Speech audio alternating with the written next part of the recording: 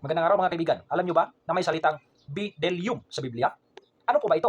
Ang bdellium o bidilyo ay isang uri ng mahalagang sangkap na binanggit sa Biblia. Karaniwang itinuturing na mabangong resin o dagta ng puno o minsan ay isang makintab na bagay na parang bato o perlas.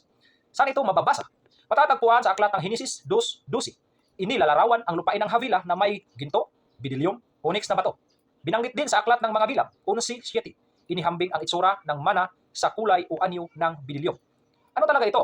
May dalawang pangunahing paliwanag. Una, resin ng puno o galing sa puno o dagta ng puno o katulad ng mera o insenso. Ginagamit noon bilang pampabango, pang-insenso, panggamot. Ang ikalawang paliwanag, ito, uri ng bato o perlas. May ibang naniniwala na ito ay parang maputing bato o malapirlas na sangkap. Ang tanong, bakit hindi sigurado? Ang salitang bdellium ay napakatanda at bihira na ngayon. Walang eksaktong modernong katumbas. Iba-iba ang interpretasyon ng mga eskwela. Ito lamang po ay aking nabasa sa isa sa mga babasahin na umiiral sa ating mundo. Ito po ang hamak na sorbitero dito sa aming bayan. Maraming salamat at ingat!